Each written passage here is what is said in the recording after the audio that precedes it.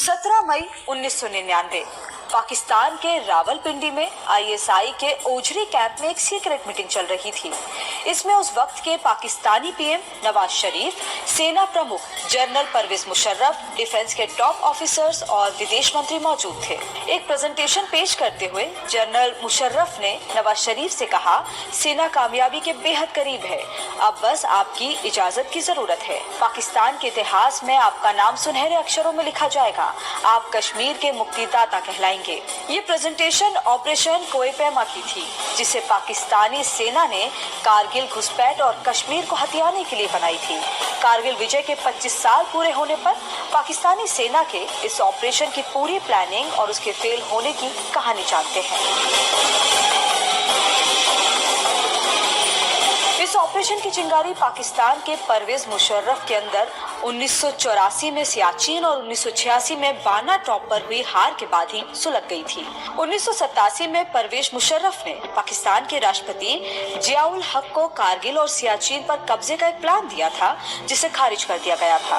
फिर 1998 में पाकिस्तान सेना प्रमुख बनने के बाद परवेज मुशर्रफ ने दोबारा सियाचिन पर कब्जे के अपने पुराने प्लान पर काम शुरू किया। पाकिस्तान की जर्नलिस्ट नसीम जहरा अपनी किताब from Kargil to the coup events that shook Pakistan में लिखती हैं कि मुशर्रफ के सेना प्रमुख बनने से पहले ही पाकिस्तानी सेना ने कारगिल पर कब्जे के इस प्लान को रिव्यू के लिए डायरेक्टर जनरल मिलिट्री ऑपरेशन और फिर आईएसआई के पास भेजा। आईएसआई ने अपनी रिपोर्ट में कहा कि टेक्निकली अच्छा प्लान है, लेकिन स्ट्रैटेजिकली ये नाकाम प्लान है, क्योंकि इस कब्जे को लंबे समय तक बरकरार रखना मुमकिन नहीं होगा। दूसरी तरफ 11 सितंबर 1998 को अमेरिका में संयुक्त राष्ट्र महासभा की बैठक में भारत के प्रधानमंत्री अटल बिहारी वाजपेयी और पाकिस्तान के पीएम नवाज शरीफ शामिल हुए, जहां पहली बार दोनों ने एक टेबल पर बैठकर खाना खाया और बातचीत की। पाकिस्तानी जर्नलिस्ट नसीम जहरा के मुताबिक अमेरिका में नवाज और अटल की मुलाकात के एक महीने बाद अक्टूबर में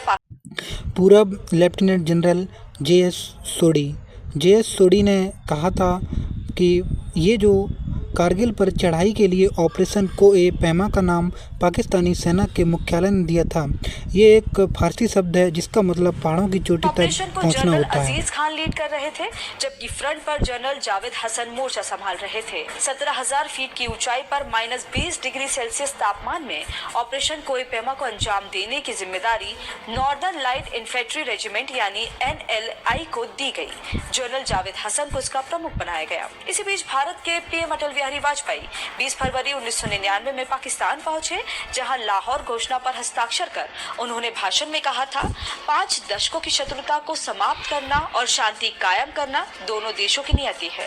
लेकिन इसके बाद भी पाकिस्तान ने कारगिल पर हमले की तैयारी जारी रखी। हमले के लिए पाकिस्तानी सेना मौके का इंतजार कर रही थी।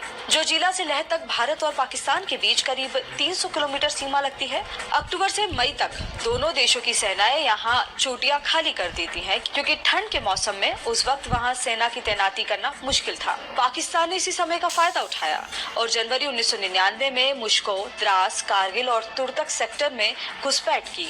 अपनी किताब लाइन ऑफ फायर में परवेज मुशर्रफ ने लिखा था, 1998 की सर्दियों में कारगिल में बॉर्डर के इस पार पाकिस्तानी आर्मी ने करीब 100 पोस्ट बनाकर इन सभी पर 20 से 25 जवानों की तैनाती की थी। 16 जनवरी 1999 को पाकिस्तान की तरफ से इस ऑपरेशन को हरी झंडी दी गई। पाकिस्तान की खुफिया एजेंसी ISPR के डिप्टी डायरेक्टर रहे कर्नल अशरफ हुसैन अपनी किताब विटनेस टू ब्लंडर में लिखते हैं कि रूस से मंगाए गए MI-17 हेलीकॉप्टर के जरिए साजो सामान पहाड़ों पर पहुंचाए गए थे।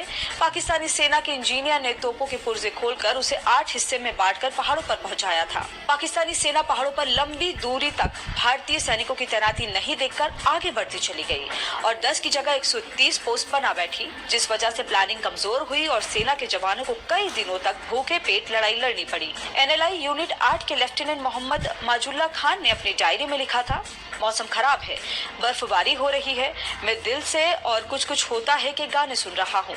कई दिनों बाद पिछली रात पार्टी राशन लेकर आई, हमें सिगरेट, सूखे मेवे, मिल्क पाउडर मिले, अब सब ठीक है। इससे समझ सकते हैं कि पाकिस्तानी सेना की हालत कितनी खराब थी। वहीं 3 मई 1999 को भारतीय सेना के सौरभ कांडिया और उनके साथियों पर पाकिस्तानी सेना ने हमला किया, जिसके बाद भारत को पाकिस्तान के घुसपैठ का पता लगा था। 10 मई को पाकिस्तानी सेना से अपनी जमीन खाली कराने के लिए भारतीय सेना सेना ने ऑपरेशन विजय की शुरुआत की। भारतीय सेना तोलोलिंग टाइगर हिल पर कब्जा करने में कामयाब रही। जंग खत्म होने के बाद सेना के बंकरों और खाइयों में 200 से ज्यादा पाकिस्तानी सैनिकों के शव मिले। पाकिस्तानी सेना के नॉर्दर्न लाइट इन्फेंट्री के माज उल्ला खान सुंबल की डायरी से कुछ अहम सुराग हाथ लगे थे, जिसके मुताबिक 31 जनवरी 1999 को पाकिस्तानी सेना के इस अधिकारी को अपने प्लाटून के साथ कारगिल में तैनाती का ऑर्डर मिला था। डायरी में सेना के MI-17 हेलीकॉप्टर का भी जिक्र किया गया था। जंग के बाद भारतीय सेना ने दावा किया कि पाकिस्तान ने अपने सैनिकों के शव लेने से इनकार किया था। पाकिस्तान ने सिर्फ 5 शवों को स्वीकारा, जिनमें 12 नॉर्दर्न लाइट इन्फेंट्री के कैप्टन कर्नल शेर खान भी थे। पूर्व सेना अधिकारी JS सोडी के मुताबिक पाकिस्तानी सेना ने कारगिल पर कब्जा करने का कैलकुलेशन गलत किया था, क्योंकि भारतीय सेना ने जब पलटवार किया तो पाकिस्तान के लिए उसे रोक पाना मुश्किल था, जिसके चलते पाकिस्तान का ऑपरेशन कोई पैमा फ्लॉप साबित हुआ। इस